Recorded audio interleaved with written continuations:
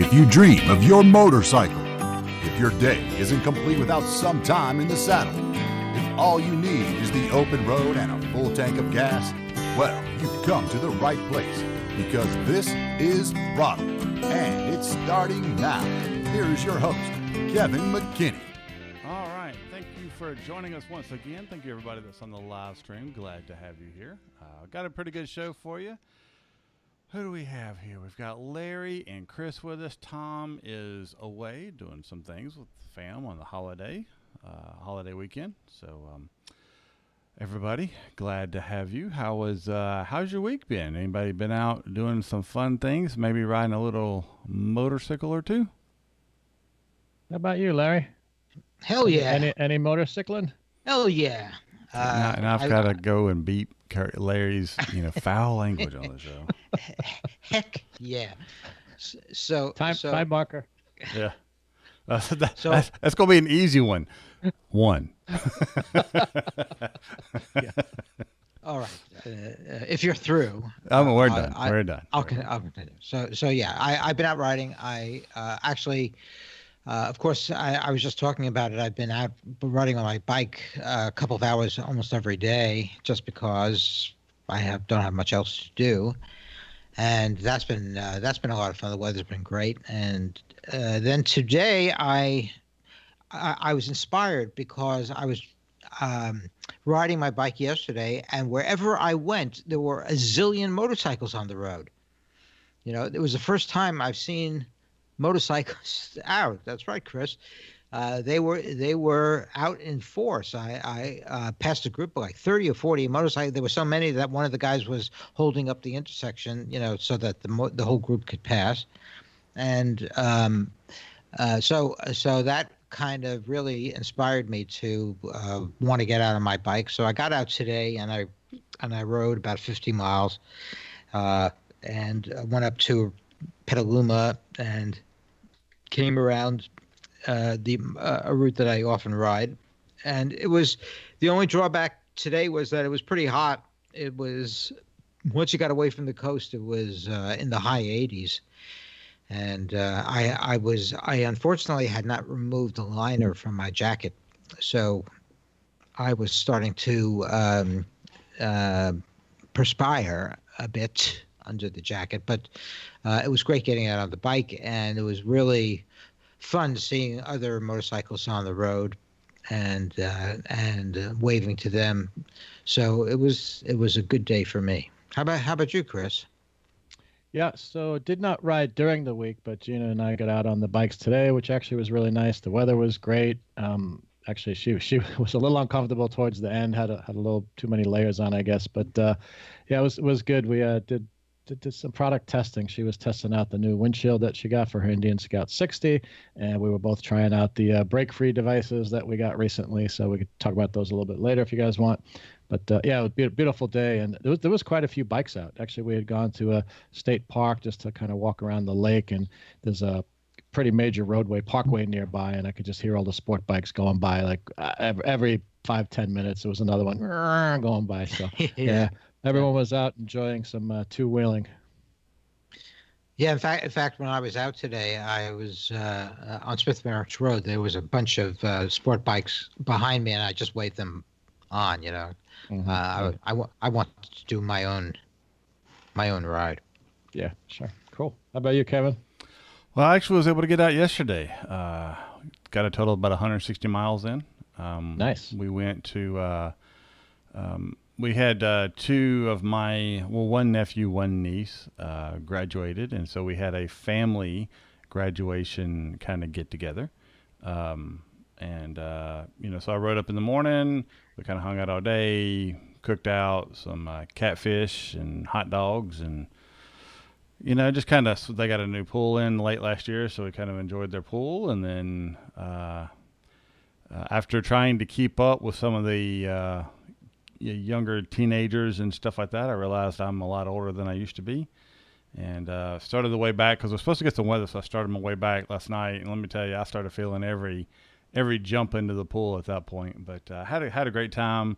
It was a great ride. Both rides up there and back, the temperature was ideal. About the time I was starting to get hot, I got there, And then as soon as I left, it was just far enough in the evening to where the shade the shade of the trees cast just felt wonderful. And a lot of validities. It was no interstate, all back road, little country highway stuff. But other than that, it was just a great ride. It was good to be back on the bike. It's been a while since I've taken a good trip like that. And if I wasn't so sore today from that yesterday, I'd have probably tried to go ride this morning. And I'm eyeing a ride early tomorrow. It just kind of depends on if my wife goes into the office or takes the day off.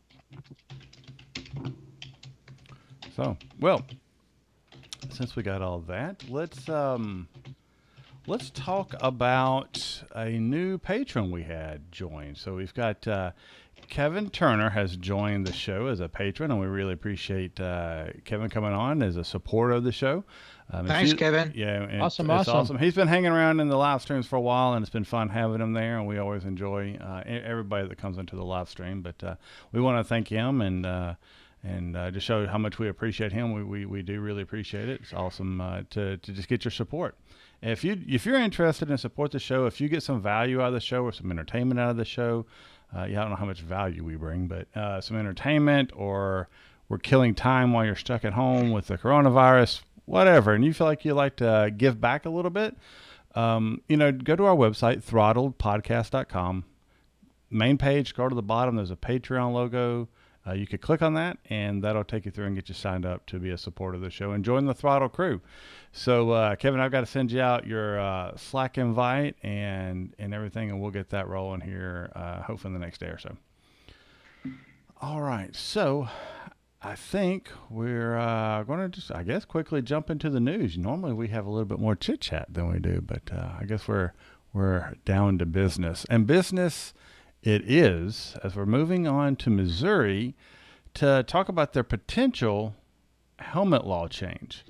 From what I understand, the Missouri State House and Senate have passed legislation that will allow riders to opt to ride without their helmets if they're over 26 and have valid health insurance.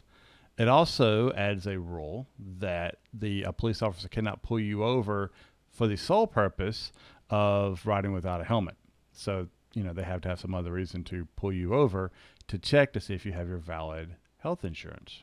And so with that said, they're waiting on the governor to sign this into law. Last year, the governor vetoed a bill that was slightly different, right? It was for 18 years older, and it didn't have the provision for the health insurance, if I understand it. So this law kind of takes care of some of the concerns that the governor raised. And so you're probably, just on the fence. Who knows what they're going to do? What do you guys think about this? Chris? The sound. What is it? The silence is deafening. Yeah, apparently. All right, I'll throw my, I'll whatever, put my neck out first on this one. As you guys know, I'm pro gear. I wear gear. I advocate that people wear gear. On my podcast, I've talked about different gear issues, and I've said, I do believe that what a person wears, so long as it's legal and not, impacting someone else, it's really up to the individual. I don't know. So, I don't know. I saw, I think Liza Miller from Motorcycles and Misfits had posted something on Facebook, like, really, do we need to step backwards? In some ways, yeah, it seems like a step backwards. I don't know exactly what it's serving. I guess there's some group that was lobbying for this and that wanted to see this. So I guess, my view is fine. If that's what that state decided to do, okay, fine. I still would tell people to wear a helmet, but I do acknowledge it's people's choice, how they want to live their lives and, the risk that they want to take and how they want to mitigate those.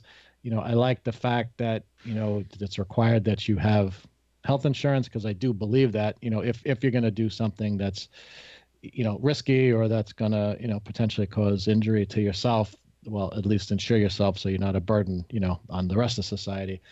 Then the fact that they're they dropped the part that said the police can pull over riders to see if they're carrying insurance. That's kind of odd. So, well, no, that's then you get into a harassment thing, right? I mean, every time you see a guy you pulled over, you go 5 miles later, you're pulled over. You're being harassed by the cops because they're trying to do that. So I understand why that's in there.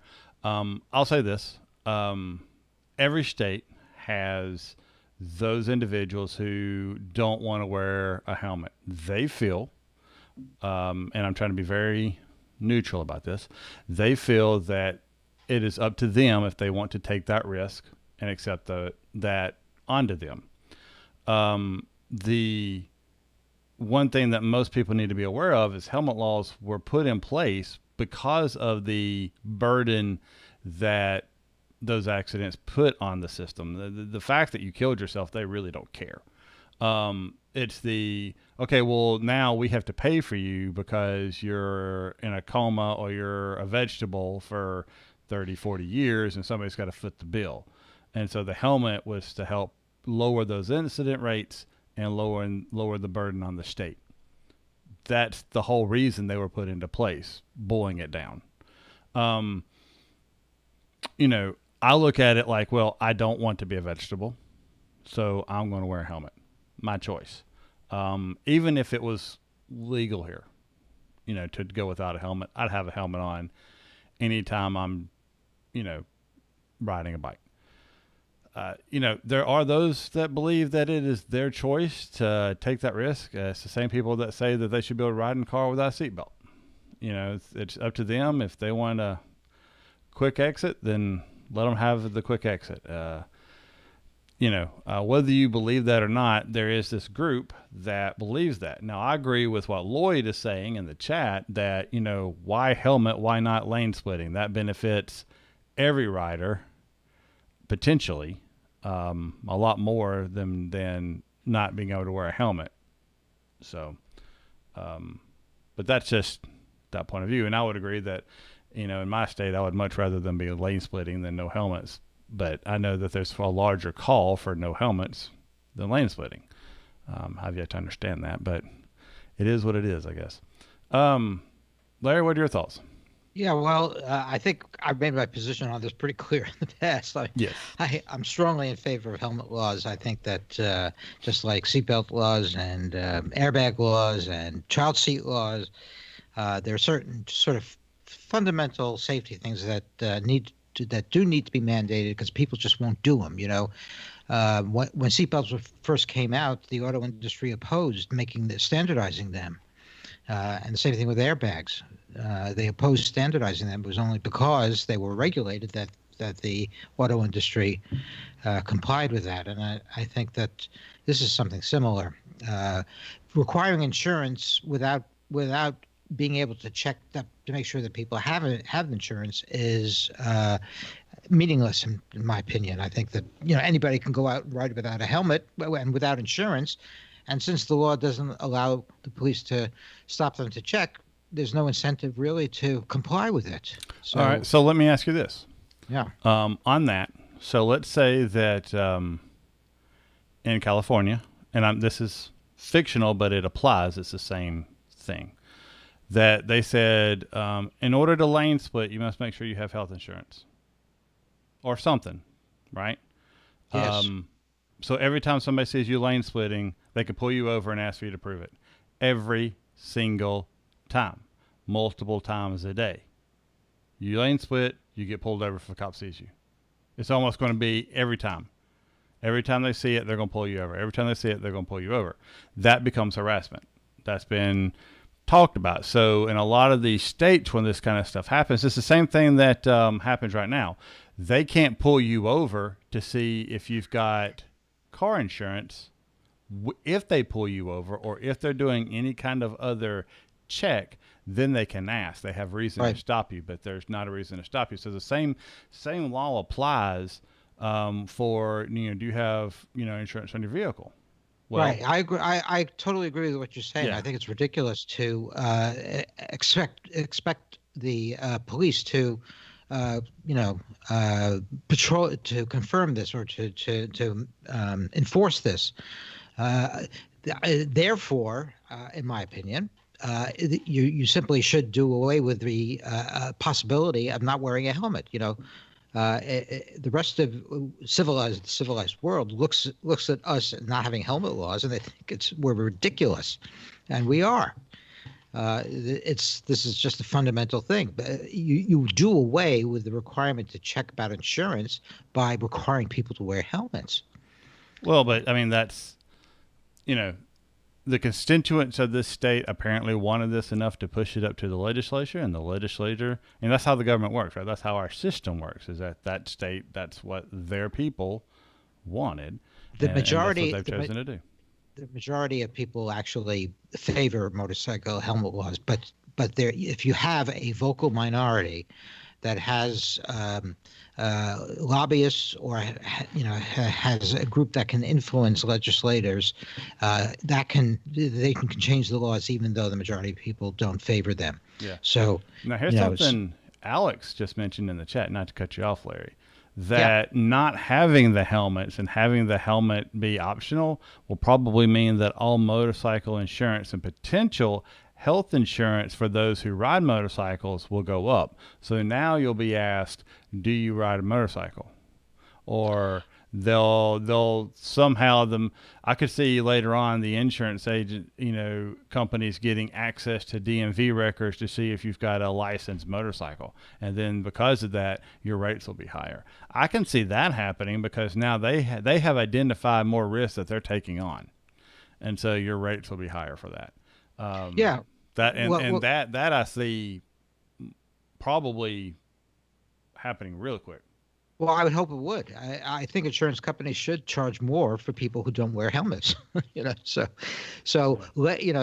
can put a rider in the policy that says that if you have an accident, you're not wearing a helmet, then you will be penalized, or the insurance will not pay. So the insurance companies can sort of indicate to people that if they don't wear helmets, then they won't provide the motorcycle insurance. Mm-hmm. I'm surprised they went with the health insurance route instead of health insurance rider on your vehicle. Your vehicle. Yeah. I'm really surprised they went the health. And not reading the law, who knows what's acceptable or whatnot. That may be, acceptable, but I don't know. It's just it's an interesting take on it. Well, I do understand the sentiment, and it's but I think it's not realistic, and it's unfortunate that we're I think it makes motorcycling and motorcyclists look silly to the rest of the world because we insist on things like this, and I just think it ruins our reputation and our presentation to the public. Yeah, I mean, I'm going to bite my tongue on that one, but I will. I mean, we're in agreement that I personally wear helmets. We all here wear helmets.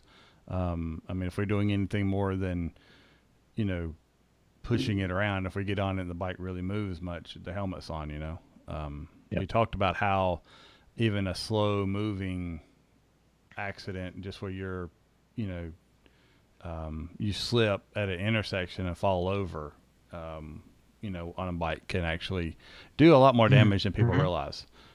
So that's, which, by the way, coming home yesterday, I did have one scary thing I totally forgot about until just then. But we'll wait and see. The Missouri governor may just go and veto this thing, and it's a non-issue, right? So, yeah. I'm sure there'll be follow-up articles after this. It doesn't sound like he's gonna. But what was your scary thing, Kevin? So when I was coming home, and I don't know if it was because it had rained and got just a little drizzly. Coming into my neighborhood, you go down a steep hill. There's a stop sign at the bottom of the hill, and so I came to that stop and put my foot out, to stop and put your foot down and everything. And I'm telling you, if it wasn't been for the fact that I just reacted with going forward and balancing myself, I would have slipped in a way that would have probably ripped my knee apart.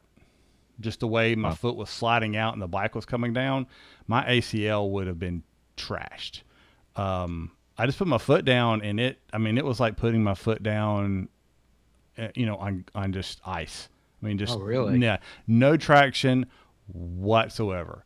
And I started moving again, and, got all, sideways and cattywampus, and, there was nobody around, right? So, I was able to go into the other side and about run up the curb and everything. And, I would have had no hope of saving that other than doing that, and, recovered, and then, went the extra, 200 yards to my house or whatever. But, yeah, it was one of those just like, holy crap, what was that? I was like, did I somehow get oil? But it, had rained, I think, just enough, and that's where all the vehicles stop. And it had rained just enough maybe to let some oil kind of raise up and kind of start kind of moving down towards the bottom of that hill, to where it was pretty daggone slick there.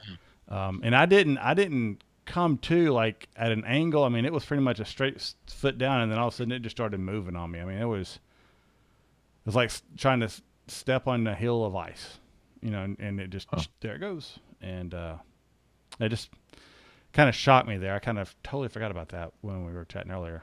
Probably a good thing. But, all right, we'll see what's next. Since I think we're all good and conversed out on that one. All right. So, happy day. Yay! We finally know when the Tenere 700, the bike that has been here forever but not here, we've seen people riding on it forever. Prototypes in Europe. And Europe has had it for a year, if not more. I can't remember when they actually got it. But, it just seems like it's been here forever. Now, we've watched all the videos on it. We've seen all the comparisons between it and the KTM 790R and all this stuff. Well, it's finally going to be here. And the announcement date was yesterday on the 22nd of May that it will be here the first week of June. So the first week of June it'll be here, and they are already taking pre-orders for it. You can order it in one of three colors: the ceramic ice, the intensity white, or the matte black. Now, of those three colors, I would have to go with the intensity white just because it's got the red in the color, and I like the red on motorcycles. Outside of that, I'd probably, I think, go with the matte black. I'm not really a fan of the ceramic ice one, but yeah, so that's happening. It's finally going to be here. Never, on time to the party. Yamaha's going to show up fashionably late, and this is what they're bringing. What do you guys think about this? I know how much you guys care about the ADV segment. Oh, I do. I think the Tenere I think the Tenere is a very welcome addition, and it's interesting to me that Yamaha just announced the fact that it's going to be available, and they just announced that it's going to be available in June, and it's the end of May. So this doesn't give a whole lot of time. You can actually go to their website apparently and order one of these, although they may be sold out for a while. So you're going to have to go on a list to get them. But I think it's a very welcome addition to the mid displacement segment of the market. And the bike has been very favorably reviewed, and particularly in terms of its off-road capabilities. This really is a primarily off-road bike with some on-road ability to get you to where you want to go, start your ride, so to speak. So I think it's great. Chris? Kevin? Cool. Chris, what do you think? No, I think it's great as well. It's not the category of motorcycle I'm shopping for right now, but I think it's good. I know it makes Larry happy that it's a smaller displacement motorcycle. So that's right. So that's a good thing, and it is a Yamaha, so that makes Kevin happy. But no, it's cool. I mean, I'd love to ride one. I'd give it a shot. I think I've mentioned, Gene and I have talked about maybe at some point trying a little adventure biking, off-roading. So, who knows? Have to keep it in mind. So what are you shopping for now, Chris? I'm not shopping right now. I'm trying not to spend any money. He's got race leathers to buy, man. At least motorcycle wise, I need race leathers. I need a back protector. I need all that kind of good stuff. So, airbag suit. Uh-huh. There you go. So step by step, everything in time, as they say. So, I find it interesting. I'm really torn on the mid-displacement bikes because when you get off-road, they're nice. They're hundreds of pounds lighter. They got all the power you really need to do what you're going to do, unless you do some really crazy, insane stuff. If you're skilled enough and you can handle the bigger bikes off-road and some of those extreme environments, more power to you. I'll probably never be there really, skill-wise. But, I do like what they offer. I like the fact that they're narrower. They're like a dirt bike and you can move them underneath you a little bit better than some of the big bikes. And don't get me wrong, you can move those big bikes around too if you know the proper techniques. I know a lot of people that have jumped on one of these from a 1200, really be surprised by how capable they are off-road, given the price tag of $10,000. It's a dollar shy of 10,000. So, that's fantastic. My concern here is, well, if you're going on a true adventure, the on-road characteristics, how does that engine really hold up? And I haven't really seen a lot on the on-road side of any of these bikes. Really, they always go straight to the off-road because that's what they're geared for, right? Is that off-road. And so I would be hesitant. I would have to really be able to go and take a good test drive on one to really see if I liked it for the off-road and on-road. But I am glad it's here because I know a lot of people have been crazy about this thing. I was keeping an eye on it. I was hoping it would get here way before I bought the KTM. But I like my KTM. It's, functionally exactly what I need. It's a good mix of form, mix, function, that model of it. I have a dirt bike that I could ride to and fro. And I really like what I've decided to do with that, in that case. But I know this isn't what anybody's really asking for when it's coming to this article. So, I think if it was a situation to where I had to downsize to just one motorcycle, the Tenere 700 would at least be in my initial cut of bikes to look at. If for some reason I had to say, okay, I've got to merge all this down. I can get one motorcycle. It could be a brand new motorcycle, any motorcycle I wanted, but I could only have one.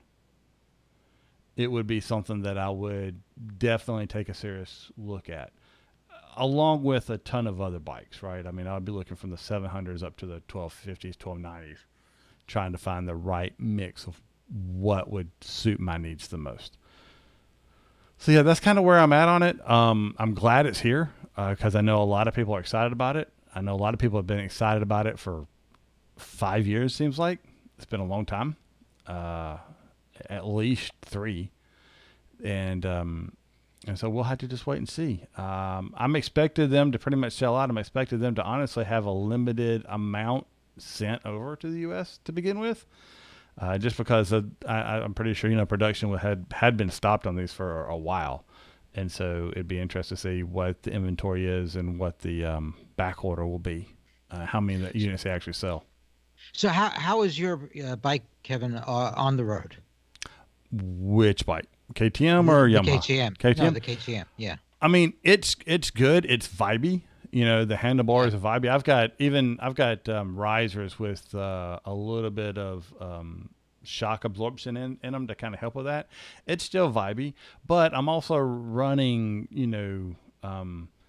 90-10 tires that are 90% dirt. I mean, they're barely street tires. So you would expect that, right?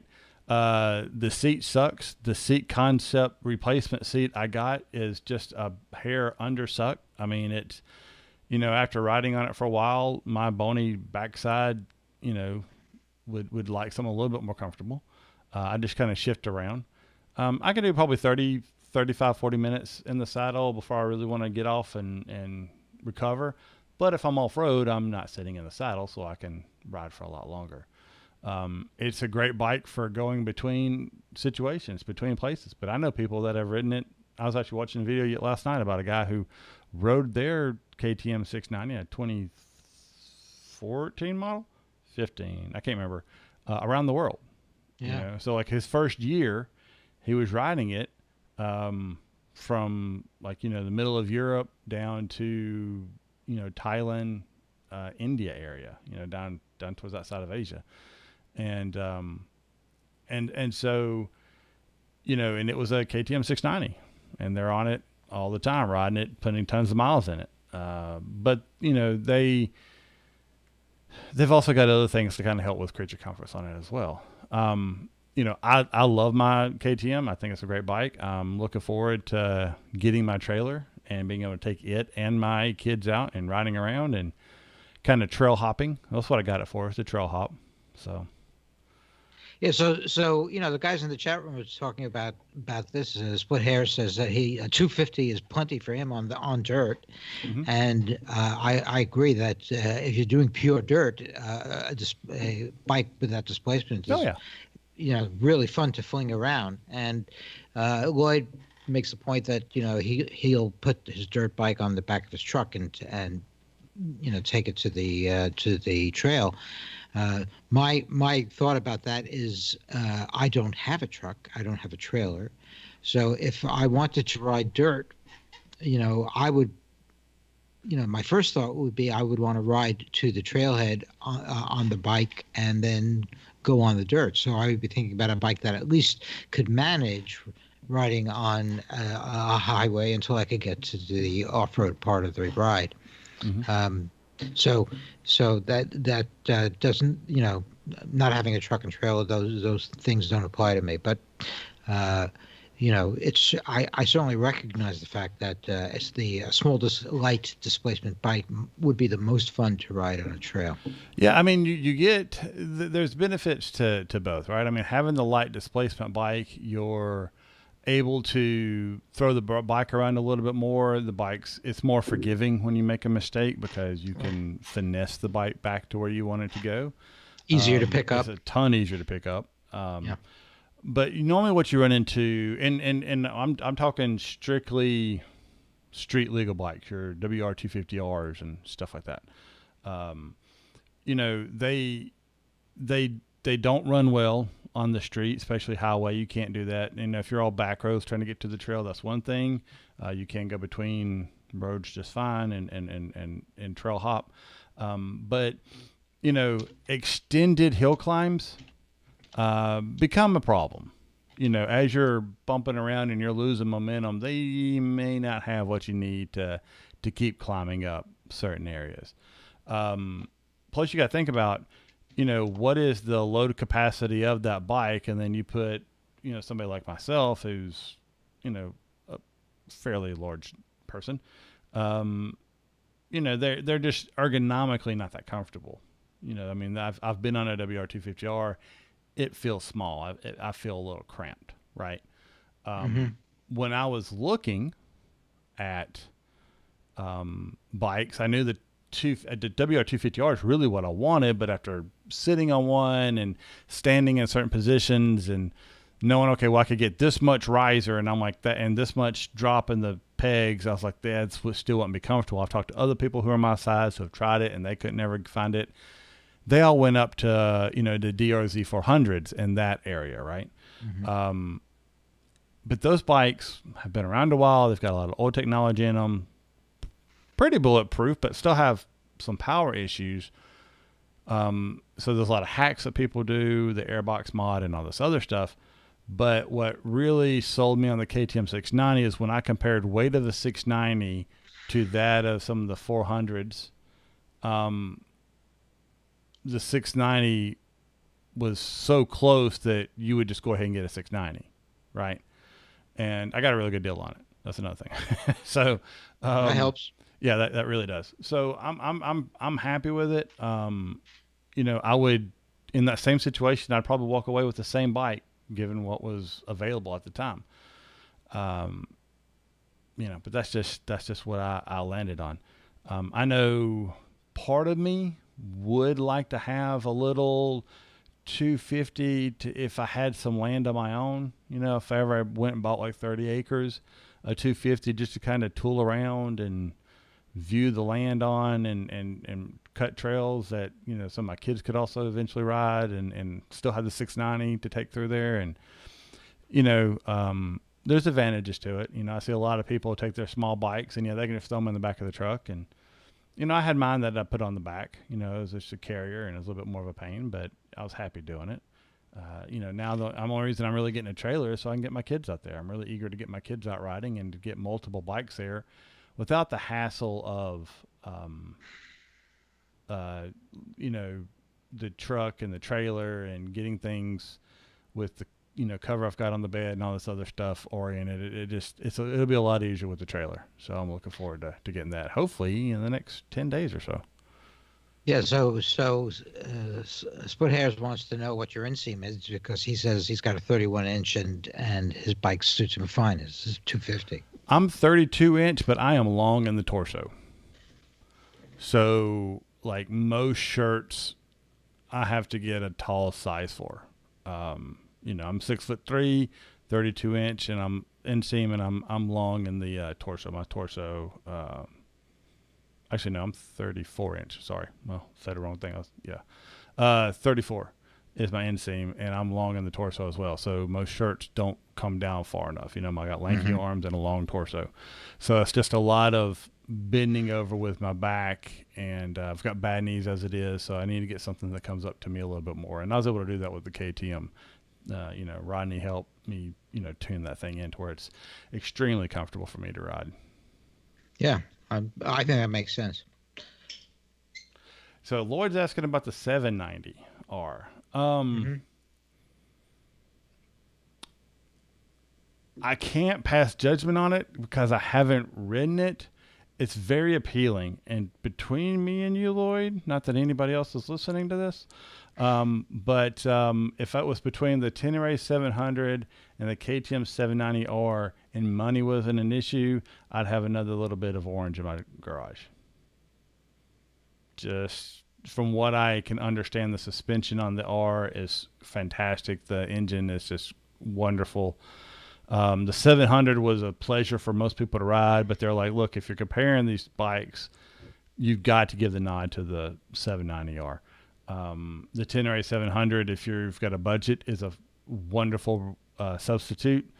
And if it was down to limited funds and I had to pay cash for it, 700 would be, I'd be happy to have it probably.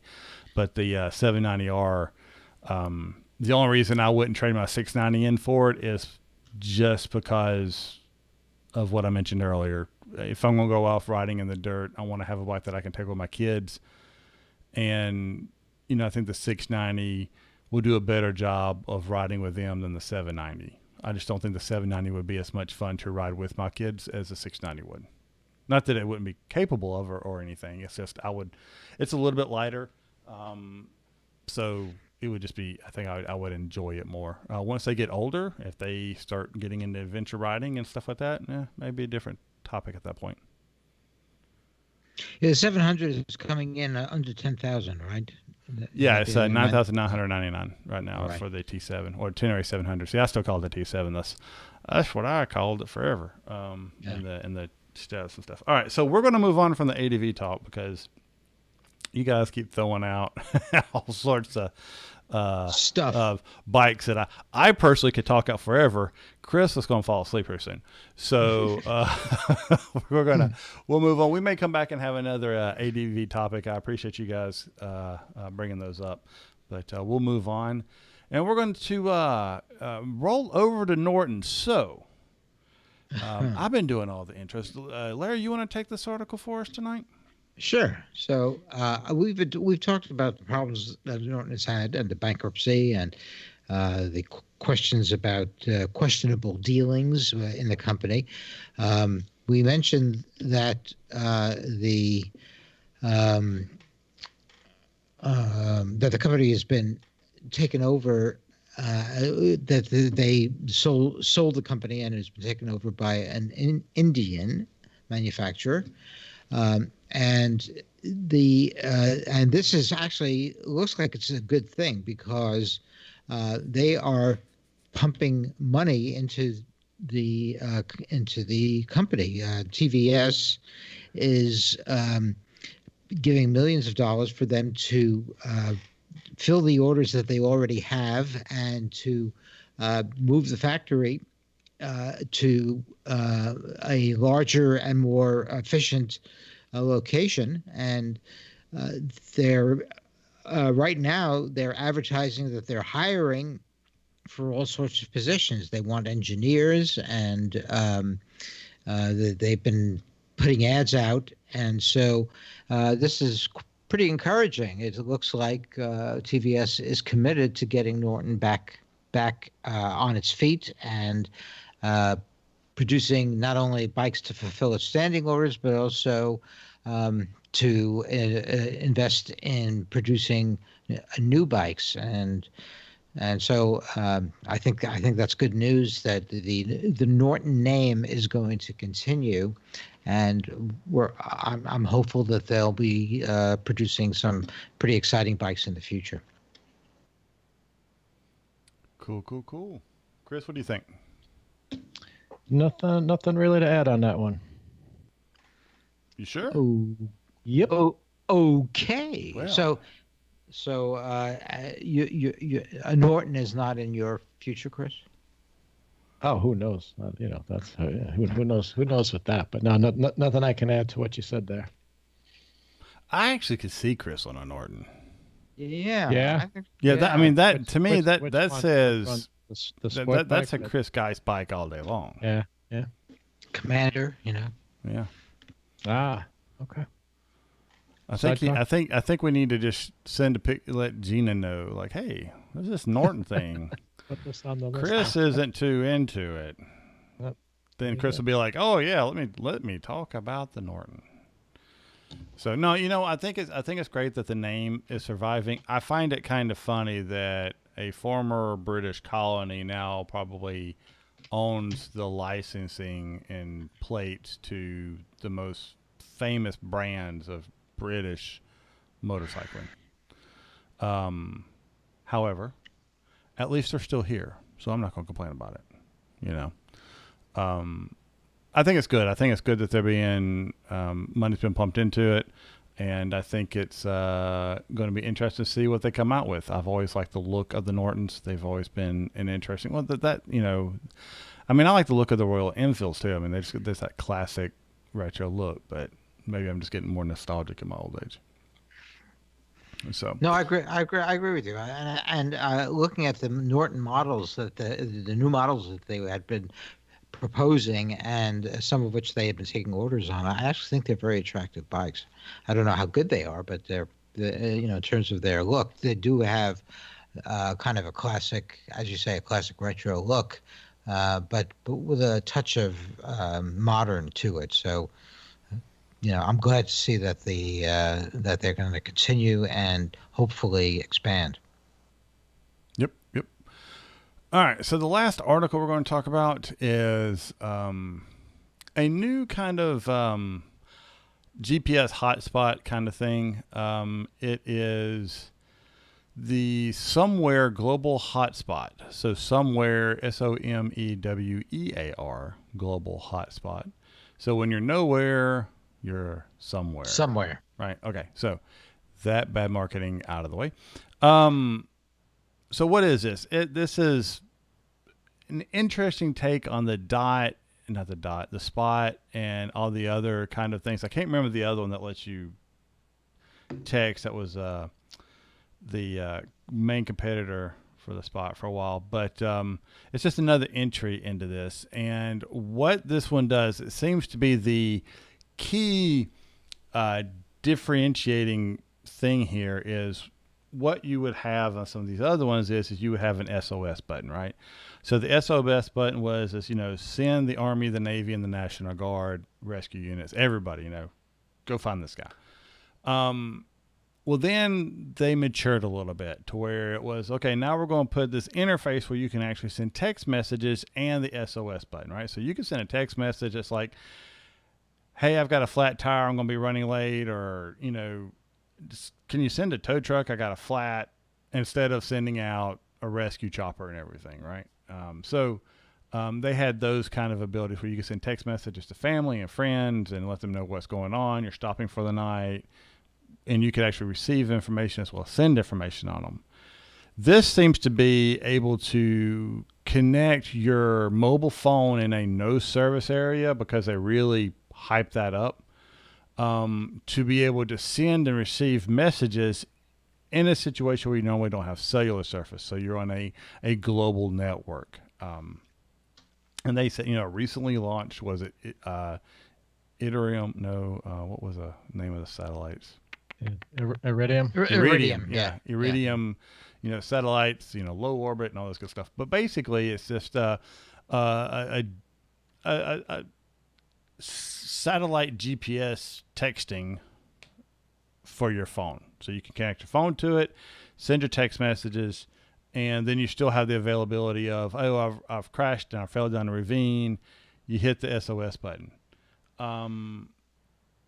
Like all satellite communicating devices, you have to have a clear view of the sky. So heavy tree canopy, it may not be able to send out the message, but because you can set it to relay your positioning, like all of them, it'll allow the people who are following you to realize, hey, he hasn't moved in a while. We need to call for help and send them to this general area. So that's kind of the gist of it, right? Honestly, it's just another version of what's already out there. I think the form factor, it's waterproof. I think that has something to go with it. I like the fact that it seems like it could be added to your gear, to a strap, or to some kind of loop, or in a pocket with carabiners or whatnot. It seems very simple. What they say, there's a pack of cigarettes or a pack of cards, about the size of a pack of cards. So I think, some of the other ones are actually bigger than that because they got all the keypads and displays and stuff. So I think it'll be easier for you to use attached to yourself instead of the bike, because a lot of them go on the bike, right? These go into yourself and everything. It can be charged with a micro USB cable. So I think it's a good alternative. I would expect it to be gobbled up by one of the other ones before too long, to be honest with you. What do you guys think? Larry? Well, I actually, one of the reasons why I was interested in this is because I think it's important to let people know that these things are available. That if you you can have a GPS tracker, on your bike or on your person, and it can track your route, and you don't have to worry about losing cellular service, because these things will work via the GPS satellite system, as Kevin was saying. And this one is interesting in that it actually provides a hotspot, just like your phone can. So, but it's via satellite as opposed to a cellular network. So it actually relies on an app on your phone to function, although it does have an SOS button. So if there is an emergency and you can't use your phone, you can press the SOS button.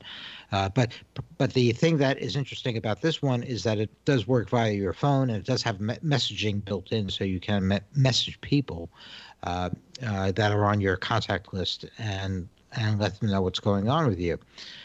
Now, when I did my ride a couple of years ago to Las Vegas, to the AIM Expo, I actually went on a pretty isolated route, and I was able to rent one of the Spot GPS trackers to carry with me just in case, because I did go to areas that were well out of cell phone coverage. I was in the middle of nowhere for hundreds of miles. It was amazing, and which I really enjoyed. But it was reassuring to me to have something that I knew that I could use if I had to. So this is a variation on that kind of thing, and I'm glad that they're out there. The appeal of it also is that, according to the reviewer, it's the monthly rate. With all of these things, you do have to subscribe to the service, and you pay either monthly or a yearly rate to be able to access the GPS service. And this one's monthly rate is cheaper than the others, or many of the others, and that's great. But the cost of the tracker itself, I think it's about $350, and that's actually quite a bit more than some of the ones that you can get from, for instance, Spot. And so, although their monthly rate charges are a little bit higher, the cost of the items themselves is considerably lower. So I'm not sure how this is advantageous economically. And you can get from Spot for around $200 their Spot X, I think it's called, and that also allows you to message to telephones via the GPS network if you need to. And so that seems to me to be sort of equivalent in terms of its operationally to the the tracker that we're talking about. So I'm not sure. It's one of a number of items. And the other thing is that when I did it, I rented the Spot. And I rented it from the company. They actually, on their website, they had a rental option, which apparently they don't have anymore. But you still can rent it from other providers, and that are not connected to the manufacturer. And that's a fairly economical way to have one of these things available if you're only going to take one trip a year that would be out of cell phone range. So. On the other hand, if you regularly go off-road, for instance, and you're in areas where you're not going to have cell phone coverage, then I think having one of these along is probably a pretty good idea. Yeah, having something like that, if you're going to be out of service, and especially by yourself, would be good. What do you think, Chris? I agree. I think it's a cool technology. The fact that it kind of gives you the sort of the benefits of a satellite phone, just with your mobile phone, with a fairly inexpensive device. It's not that expensive monthly. Just out of curiosity, do you guys have any idea, like, what does it cost, like, if you had a satellite phone, like, nowadays? Anybody know? Oh, I'm assuming it's still pretty expensive. Like, yeah, I mean it's I don't know. I gotta admit, that's not something I've ever thought of pricing there, Chris. Yeah. Well, that's a very good question, but I would imagine it's quite a bit more, because none of these offer actually voice communications. It's all messaging, text messaging. So that would imply to me that having voice is quite a bit more expensive. Yeah, but this technology that we review and go over, that's just kind of cool. It'd be nice to have. This is the kind of thing that, in the right situation, could be a lifesaver kind of thing. So absolutely, yeah, definitely cool to have stuff like that out there. All right. Well, let's see, what time is it? 53 minutes. What do we have in the paddock for the day? Well, Chris, you have? I think actually there is some stuff about racing in Moto America, right? Or World Superbike. Well, Moto America first race is coming up next weekend. So there you go. That's going to be Elkhart Lake, Wisconsin at Road America. So I actually will be there. Finally got all the details sorted out. So I will have all my PPEs and hand sanitizer and whatnot set, and I'm jumping on a plane Friday, and then I'll be there all day Saturday and as much as Sunday as I can. I have to leave in the afternoon to catch my flight back home. I got to tell you, I don't know what's more scary, going to a race with all those fans in this kind of situation. Are they going Actually, there's not going to be fans. Is No, there? there's no fans. Yeah. Okay. Yeah. Well, so I definitely know it's probably scarier just going through the airport. that's the most dangerous part of your whole trip. That's a good point. Or whoever I'm sitting next to on the flight. So. Well, I think the airlines aren't they separating people via empty seats? When I selected my seats, there was no real indication of that. In fact, the flights look pretty booked. So really, and the flight coming home is an Embraer 125 or something like that. It's like one of these smaller, like 2 seats on each side kind of planes. So yeah, interesting. So we'll see. The air industry is such a thin margin industry that I would bet they're going to just put people on it and, protect their employees, sanitize everything, and wish the passengers good luck and hope you survive it. Yeah. That's, Anyway. So what else? What else? So Road America, so Road America starts next weekend. They're actually going to be coming back to Road America. I'm sorry, Moto America. They're coming back to Road America the end of the following month. So they're actually doing back-to-back races at Road America. World Superbike, I haven't really kept up on. They haven't raced yet, but if you want to talk a little bit about MotoGP, I'll take a quick look, see what I can find. Okay. Just finishing off this. So before MotoGP, I wanted to mention, and I think people might be interested in the fact that Flat Track is getting going. And so they've put out a schedule, and it's going to be starting in July. And they're going to be having 2 races each event, basically, to sort of make up for time. And interestingly, they're going to have fans attending. They're making provisions. They're checking with the local health authorities, and in terms of what they need to do to allow fans in. So they are having reservations for seating, and they're going to be having buffer zones to provide ample space between fans.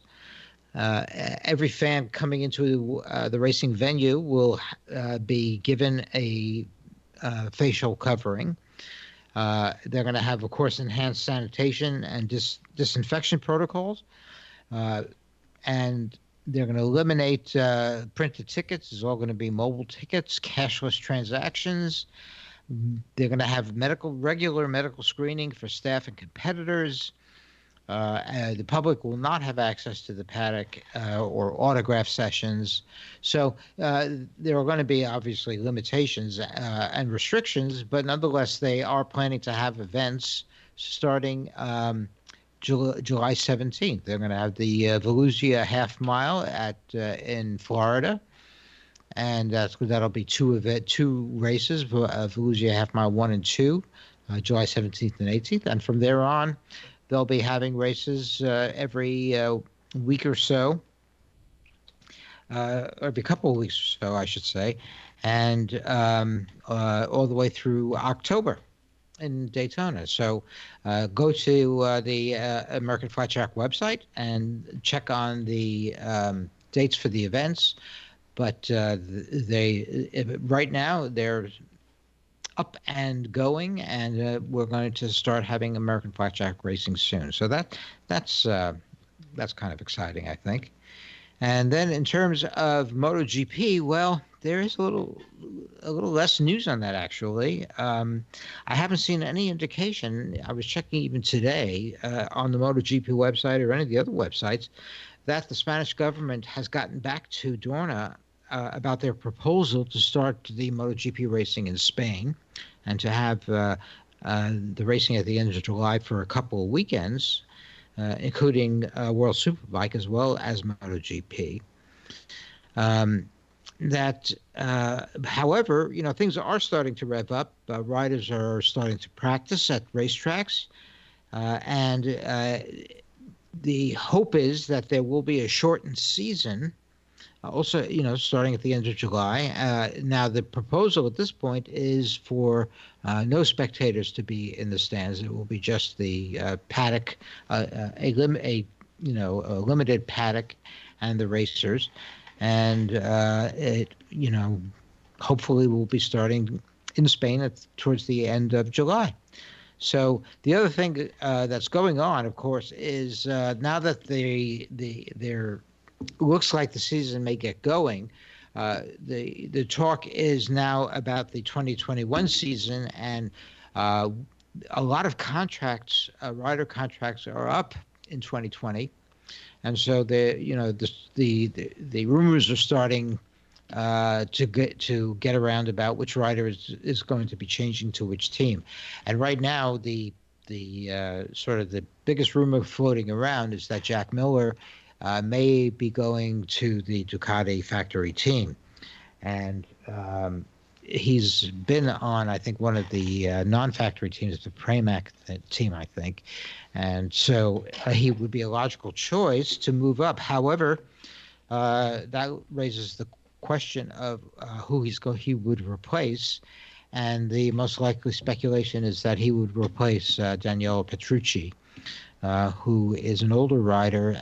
He did okay in the beginning of the season last year. I think he might have won one race actually, but the last half of the season he really did not do well at all.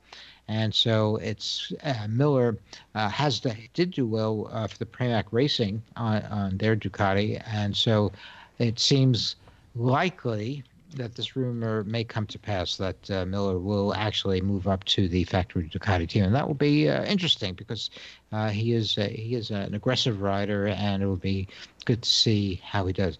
Dovizioso is probably going to remain. He has been the biggest competitor to Marquez in the last couple of seasons, and so it doesn't appear likely that he's going to move off the team, although he's not terribly happy with Ducati. He wasn't terribly happy with the fact that Ducati was trying to get other premier riders onto the team and last year, and so I think that this created a scenario where Dovizioso indicated he might be willing to look at other teams. However, for the season, at any rate, he's on the Ducati team, and I will probably remain. And if Miller moves up, it'll probably be him and Miller, and Petrucci, if he continues to race, will move down to one of the other non-factory Ducati teams. I think that's the most likely scenario. So that's sort of it from the paddock for this week. No actual racing to report. There was no virtual race this week as well. And so we're going to, I'll report on that when the next one happens. And I would look towards July for the start of the MotoGP season in Spain, but that's not for sure yet. So we'll have to see when that finally comes to pass. So there you go. That's the news from the paddock for this week. Cool. Yeah, I don't see anything definitive about World Superbike, so it's looking like it's as up in the air as MotoGP is right now. Yeah. And I'm sure Dorna is, kind of whatever, negotiating and working on both of them at the same time. So. All right. Well, we'll start shutting down the show. So I once again want to say thank you to all of our Throttled crew members. Everybody that's thank you. We really appreciate it. If you would, and you're interested, like I talked about at the beginning of the show, if you're interested in joining, go to the website throttledpodcast.com. Scroll to the bottom, click on that Patreon logo, and we'll get you signed up there.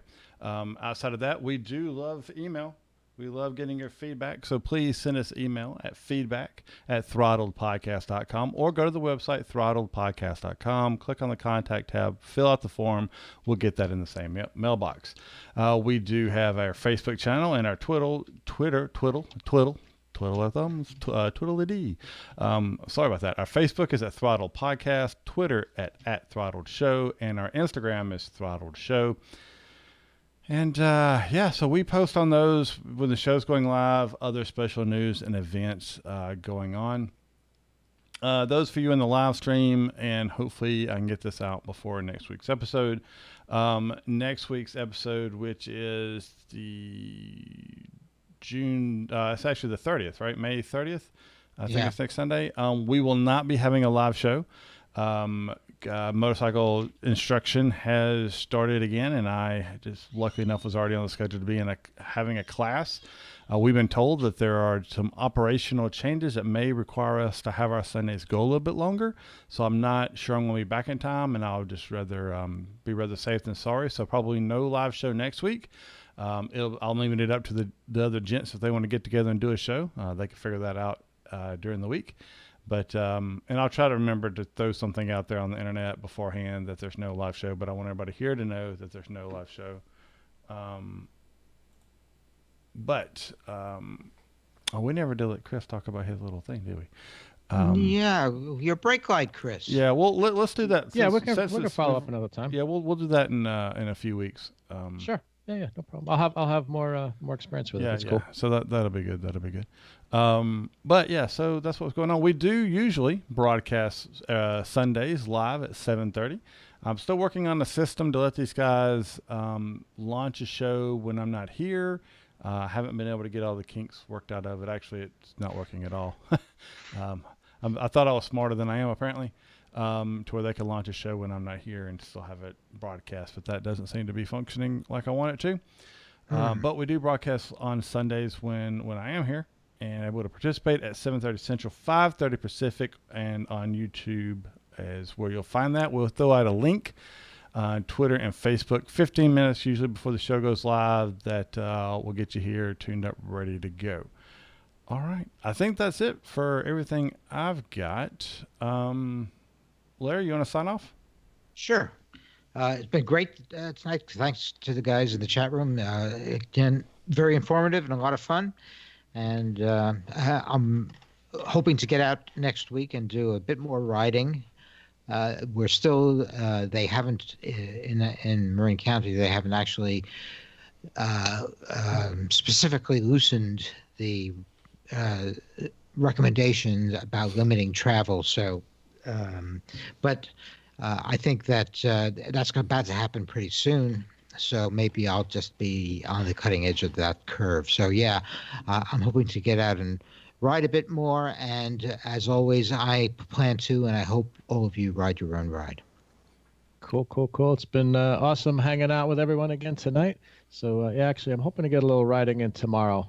So we'll see. Do one of my favorite loops, I think, and really looking forward to seeing some motorcycle racing again. So next weekend will be a lot of fun. So I'll report back to you guys on that, what goes on there. And yeah, it looks like things are finally, easing up a little bit. Hopefully everyone stays healthy and we all get rolling soon.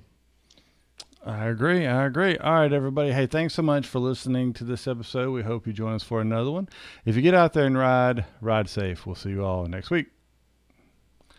And to everybody in the live stream, thank you so much for hanging on and chatting with us. Really appreciate all the chat that we had going on during it. It was a lot of fun to listen to and to really read. And we hope that you guys have an awesome week. Get out there and ride. Bring some stories back. And hopefully we'll work in some of these other things that we weren't able to touch on there for a while. So I appreciate all the interaction with you guys. Have a great evening, and we'll talk to you soon.